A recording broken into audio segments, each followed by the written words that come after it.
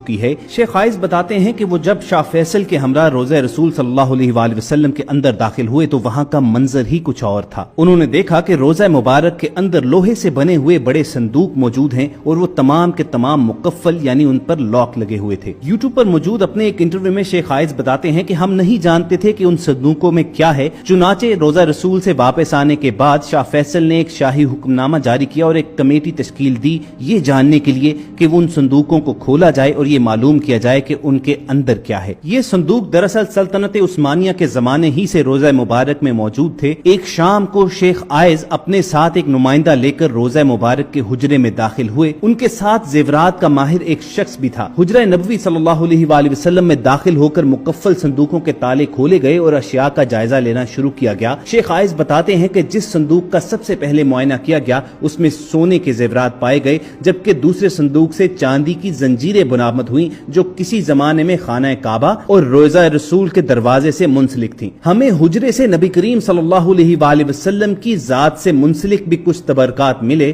Committee نے 15 روز تک حجرے میں موجود اشیاء کا جائزہ لیا اور بعد ازاں حجرے سے ملنے والے زیورات کو مدینہ منورہ کے میوزیم میں رکھنے کی تجویز پیش کی گئی۔ آج یہ تمام نوادرات مدینہ منورہ کے میوزیم میں رکھ دیے گئے ہیں تاکہ عام لوگ بھی ان کی زیارت کر سکیں۔ خواتین و حضرات، یہاں پر ایک وضاحت نہایت ضروری ہے کہ شیخ عائز بھی اصل قبر مبارک تک رسائی نہیں رکھتے تھے۔ جیسا کہ ہم سب کو معلوم ہے کہ حضرت صلی اللہ علیہ وآلہ وسلم کا وصال ام المومنین حضرت عائشہ صدیقہ رضی اللہ تعالی عنہا کے حجرہ مبارک میں ہوا تھا اور وہیں آپ کی تدفین ہوئی تھی۔ اس کے بعد حضرت ابو بکر اور حضرت عمر رضی اللہ تعالی عنہم بھی وہیں پر مدفون ہیں۔ اس طرح روضہ شریف کے اندر 3 قبریں موجود ہیں۔ اگر آپ کو انٹرنیٹ پر کوئی بھی ایسی تصویر ملے کہ جس میں صرف ایک قبر دکھائی دے رہی ہو تو یہ جان لیجئے کہ یہ تصاویر جعلی ہیں۔ ویسے بھی رسول اللہ صلی اللہ علیہ وآلہ وسلم کی مرقد مبارک کی اصل تصویر دنیا میں موجود نہیں ہے، اس لیے کہ آخری مرتبہ جب کوئی رسول اللہ صلی اللہ علیہ وآلہ وسلم کی اصل قبر مبارک تک گیا تھا تو یہ 550 سال پہلے کا واقعہ ہے۔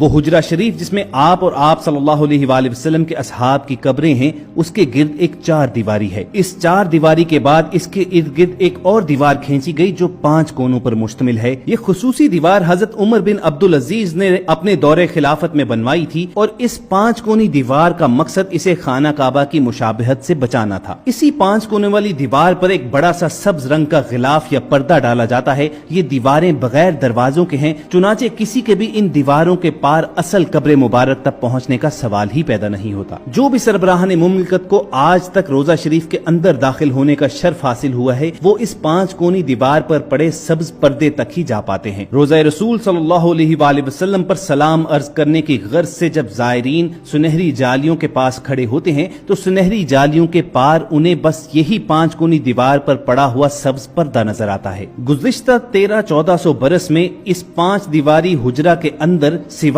2 افراد کے کوئی نہیں جا سکا۔ پہلی بار 91 ہجری میں حضرت عمر بن عبدالعزیز رحمت اللہ کے دور میں ان کا غلام، اور دوسری بار 881 ہجری میں معروف مورخ علامہ اسمہودی کے بیان کے مطابق وہ خود اس 5 دیواری حجرے کے اندر گئے۔ آخری بار 881 ہجری میں حجرہ نبوی صلی اللہ علیہ وآلہ وسلم کی دیواریں پرانی ہو جانے کے باعث ان کی تعمیر نو اور ان کی زیبائش و آرائش کرنا پڑی۔ اس وقت نامور مورخ اور فقیہ علامہ نور الحسن اسمہودی مدینہ منورہ میں ہی موجود تھے اور انہیں حجرہ مبارک کی دیواروں کے تعمیر نو کے کام میں حصہ لینے کی سعادت نصیب ہوئی۔ علامہ اسمہودی لکھتے ہیں کہ 14 شعبان 881 ہجری کے دن 5 دیواری کو مکمل طور پر ڈھا دیا گیا۔ دیکھا تو اندرونی 4 دیواری میں بھی دراڑیں پڑی ہوئی تھیں، چنانچہ وہ دیوار بھی گرا دی گئی۔ اب ہماری آنکھوں کے سامنے مقدس حجرہ تھا۔ مجھے وہاں پر داخلے کی سعادت ملی۔ میں شمالی سمت سے داخل ہوا تو خوشبو کی ایسی لپٹ آئی جو زندگی میں کبھی محسوس نہ ہوئی تھی۔ میں نے رسول اقدس صلی اللہ علیہ وآلہ وسلم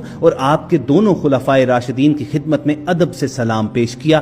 مقدس حجرہ مربع شکل کا تھا۔ اس کی 4 دیواری سیاہ رنگ کے پتھروں سے بنی تھی جیسے خانہ کعبہ کی دیواروں میں استعمال ہوئے ہیں۔ 4 دیواری میں کوئی دروازہ نہ تھا۔ میری پوری توجہ 3 قبروں پر مرکوز تھی۔ تینوں سطح زمین کے تقریباً برابر تھیں، صرف ایک جگہ ذرا سا ابار تھا۔ یہ شاید حضرت عمر فاروق رضی اللہ تعالیٰ عنہ کی قبر مبارک تھی۔ رسول اللہ صلی اللہ علیہ वआलैहि वसल्लम का जस्ते मुबारक हुजरा नबवी की जनूबी सम्त में दफन किया गया। हुजरे की दीवार और रसूलुल्लाह सल्लल्लाहु अलैहि वसल्लम के मरकद मुबारक के दरमियान सिर्फ एक हाथ का फासला है। रसूलुल्लाह सल्लल्लाहु अलैहि वसल्लम का सर मुबारक मगरिब की सम्त, पांव मशरिक की सम्त और आप सल्लल्लाहु अलैहि वसल्लम का चेहरा मुबारक किबला रुख रखा गया। खलीफा अव्वल हजरत अबू बकर सिद्दीक रज़ी अल्लाह तआला अन्हु की जब वफात हुई तो उन्हें भी यहीं पर दफन किया गया और उनका सर मुबारक रसूलुल्लाह सल्लल्लाहु अलैहि वसल्लम के शानों से जरा नीचे रखा गया। जब खलीफा दोम हजरत उम्र रज़ी अल्लाह तआला अन्हु की वफात का वक्त करीब आया तो उन्होंने उम्मुल मोमिनीन हजरत आयशा सदीका रज़ी अल्लाह तआला अन्हा से इजाजत चाही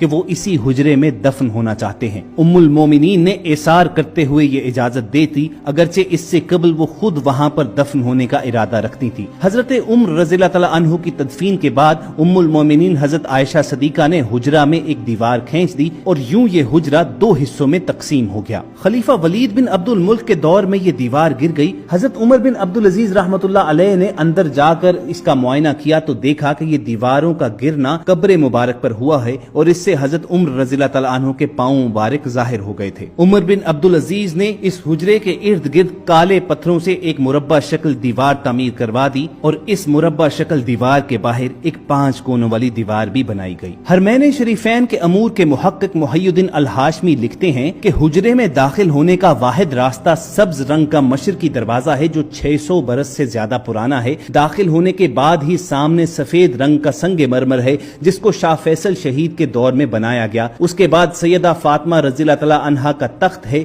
और उसके अक़ब में उनकी मेहराब है। तख्त वो मकाम है जहाँ सलातीन और हुक्मरानों की जानिब से पेश किए जाने वाले कीमती तहाइफ को रखा जाता था। इस तख्त में मौजूद तमाम अशिया को ट्रेन के जरिए इस्तांबुल के तोपकापी महल पहुंचा दिया गया था जहां वो आज तक महफूज हैं और लाखों करोड़ों लोग आज भी तबरकात रोज़ा रसूल सल्लल्लाहु अलैहि वसल्लम की जियारत करते हैं। तो दोस्तों ये थी रोज़ा रसूल सल्लल्लाहु अलैहि वसल्लम के अंदरूनी मनाजिर की तफसीर।